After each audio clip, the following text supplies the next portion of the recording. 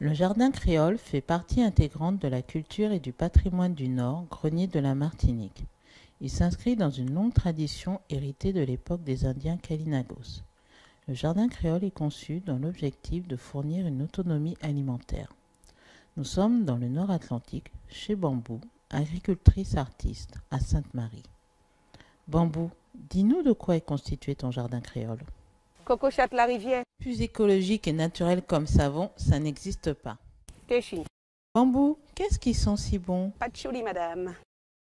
Le jardin créole se caractérise par une grande diversité d'espèces de plantes, plantes racines, légumineuses, maraîchères, ainsi que les plantes aromatiques et médicinales. Dans une prochaine vidéo, nous développerons le thème des plantes médicinales qui protègent et renforcent notre corps. Alors, le cachalata, il est excellent pour les intestins. C'est bon, mais pour nettoyer le sang. Par ma Christie.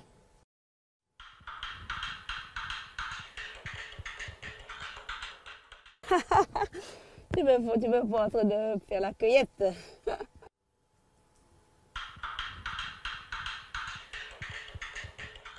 Et la diversification. On a des piments.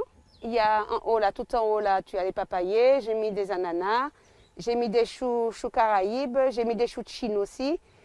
Juste en bas là, tu vois, il y a une dizaine ou une douzaine de pieds de gombo. On voit les fleurs de gombo. Un petit peu en bas, il reste encore un peu de tomates. Il reste un petit peu, mais il faut que je les enlève.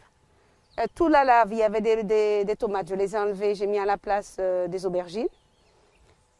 Tu vois des feuilles mortes dessus. C'est moi qui ai mis du résilia parce que ça combat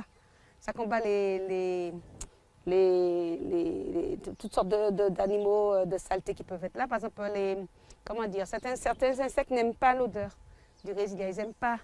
Donc ils ne viennent pas non plus.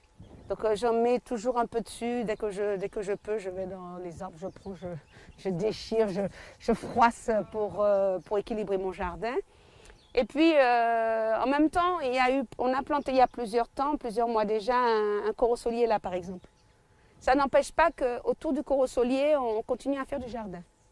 Donc, il reste du persil, il me reste... Juste à côté, j'ai planté des betteraves, un peu plus haut la betterave, à nouveau des tomates et à nouveau des piments. Et puis, qu'est-ce que je peux dire d'autre? Bon, il y a aussi du thym. Mais quand tu observes bien, à côté des pieds de tomates, j'ai mis un oignon. Pays. Je te montre là, hein. Ici là par exemple. J'en ai mis un peu partout.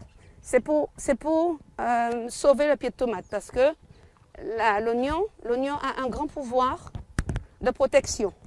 Là. C'est collé à côté. C'est pas pour faire des oignons, hein. C'est pour que l'oignon apporte un équilibre, je dirais pas affectif, mais un équilibre. C'est un antimicrobien pour la tomate. Et c'est peut-être pour ça que mes tomates, ça a été encore mieux cette année. Alors ça, c'est un petit bout de jardin créole. Alors c'est la diversification qui fait qu'on l'appelle comme ça. Du diapona noir là. Parce que je mets toujours au bout des jardins des plantes médicinales. Pour pied.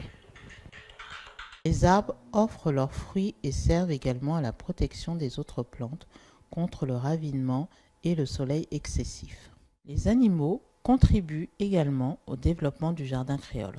En effet, le fumier des bœufs, moutons, poules permet d'enrichir le sol. On trouve de plus en plus de plantes ornementales dans les jardins créoles. Outre leur aspect décoratif, elles servent à éloigner les parasites et favorisent la pollinisation. Nous sommes aux Prêcheurs sur la côte Caraïbe.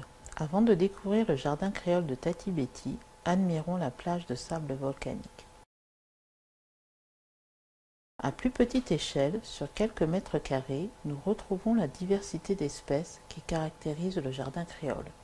Des plantes médicinales comme la toumo, le doliprane et feralgan, des plantes aromatiques telles que le gros thym, le persil, l'anis. On y trouve aussi un avocatier sous un manguier. À côté d'aromates a poussé un ananas sous un limetier.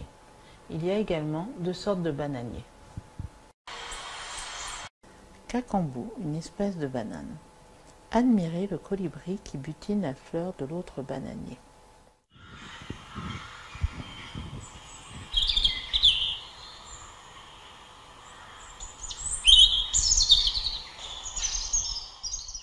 Cette vidéo a été réalisée dans le cadre du projet de coopération décentralisée entre San Cristóbal de las Casas au Mexique et Cap-Nord Martinique en France.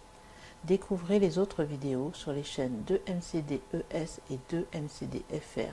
À bientôt, hasta luego.